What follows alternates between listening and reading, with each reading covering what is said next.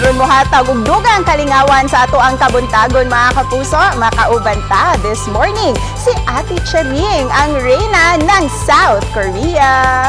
Maayong buntag, annyeonghaseyo Ate Charing. Daghan kayong salamat no sa tanang viewers sa GMA Regional TV Live.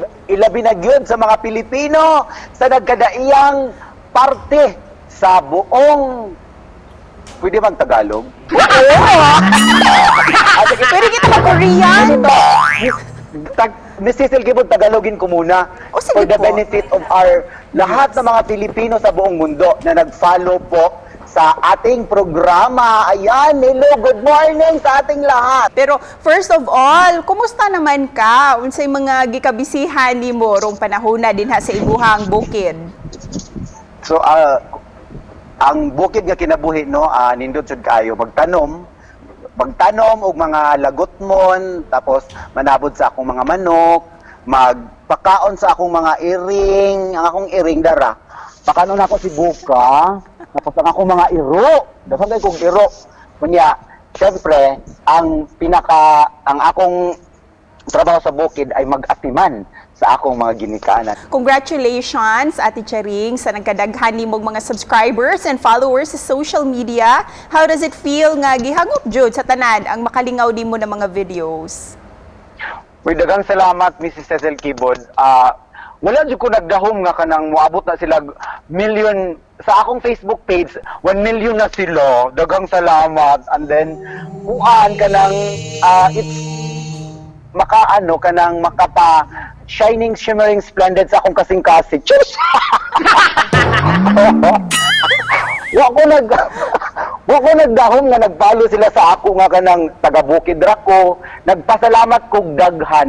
Mo nang gusto jud mi makahibaw, magbalik ta sa sinugdanan, Ate Charing, sa imuhang pag-vlog. Unsay nakapaaghat, nakapa-motivate kanimo nga mo share og mga videos? Kuan, nagsugod jud ni Miss Cecil Kibod katong nato ko sa South Korea. Way back 2012. Tapos wala raw ako kahibaw nga kanang murag kuan na ako ba pang palipas oras kanang kay kung usa man gud ka OFW kanang ang imong unsay pangalan ni homesick, ang imong unsay pa na ang imong kontra homesick. So, usa sa mga gihimo na ako nga para dili ko ma-homesick, mao to mag-upload kog mga video sa akong Facebook, personal Facebook account. Didto nagsugod nga ay murag nahimo nang parte sa akong kinabuhi nga kinahanglan jud ko mag-upload og video para ma-update katong mga Pilipino nga nag-follow nako nga unsa na sa kagibuhatan ning bayuta, nag-unsa na pud ka inis. Pwede ba nimo ma-share, Ate Charing, isa-isay nimo kung unsay imong trabaho o kasinatian kaniadto sa South Korea? Oo, sige. Sige, akong i-share tanan. Basin makaabot ani 7 days. So, okay, sige, akong i-share ha. Ang trabaho namo dito, ang gihatag na trabaho sa mga Pilipino dito sa South Korea is upat ka sektor. So, unsa man na, construction, farming, fishing, o manufacturing. Pero kasagaran, ang gihatag na trabaho sa mga Pilipino is naata sa manufacturing sector. Ang trabaho sa South Korea, gi-classify nila og 3D. Dirty, dangerous, ug difficult. So, mauna. Pero, bisag ingana ang trabaho dito, gi-love na ko ang South Korea kay gi-consider na ko siya as my second home country. Kay nga naman, okay ra jud dito ang mga bayot. Yes. Ikaw, bayot ko ha, wala jud problema, wala na ako gitago ang akong pagkabayot.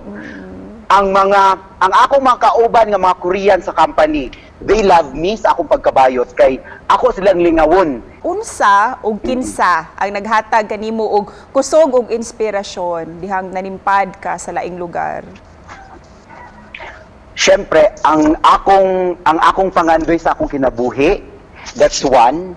And then nangandoy ko sa akong ang akong mga pangandoy sa akong kinabuhi, ako na gihatag or ako na gialay sa akong pamilya. So, akong pamilya jud ang akong rason. Pero wow, amazing kayo imuhang story para jud sa pamilya, no? Oo. And of course, Tansa mi Cecil Kibod mo transfer sa ako kay Porting Inita. Oh, sige. Gisamot ka ito akong gisamot ka ito. Gisamot ka ito akong kuan kanang transfer ako kay init kaayo. mo jud na Ay, summer init, na ka init. pagpakuan. Buntag naman to ay nainit naman kaayo. Oo, pagpalandong di ba? Ta. O kana o, palandong. Kana Diba? palandong sa ako kay. Yes. Wala ba ako nag-sunblock. Perfect. O nya, makita gihapon ang imuhang kuan, asyenda sa likod. Kana. Nanara. Dara. Oh, perfect. Ate Charing, gawa sa imuhang pamilya, ubay-ubay sab ang imuhang natabangan nga mga kaubang Pinoy nga makatrabaho sa South Korea. Unsay feeling nga nahimo kang instrumento nga makabuto sab nila ang ilang mga pangandoy? Nindot ang feeling as in makaingon ka nga wala uy yung makahatag ka og kadasig Yes. sa unsay pangalan ani sa uban para makaingon ka nga life must go on. Ate Charing, tudloy naman ko kay sige medyo kong tan-og mga K-drama pod pero gusto ko nga gikan nimo. Ang ilang pag-greet o kumusta naman ka na ay tulo ka level. So, anyong mga bata or kanang manghod nimo, anyong hasayo kanang pareha nimong edad. Anyong hasim ni ka kanang mga superiors, mga boss nimo og imong mga ginikanan or imong mga lolo og lula. Ang tawag ana is kuan honorific. Wow. Sige, ikaw ko no Miss Cecil Ay, Kibod boy. be, anyong hasim ni ka? Go. Ano Shika? Very good! Alam mo naman sa kag-Korean ug naong Miss. Di ba ka Miss Cecil Kibod ang imong naong kay mura pong Korean. Yes, but dito murag Korean imong naong. So mo na siya. Ate Charing, ang pangutana Go. sa tanan, aduna by love life, ang reyna ng Korea. No. I am closing my doors when it comes to love life. Kay gores na ko, Miss Cecil. Gores na juguday. Di na ko magkuan. Siguro, kung mayong kog love for my family. Matud pa siguro kaya kuan, nila, matud pa ha. When you sigulang na- close a door, there's a window open. Sakto ba na, Ate Charing? Yes. Yes, sakto na. Pero kung naay insaktong tao or the right person will knock and then I will open, come in.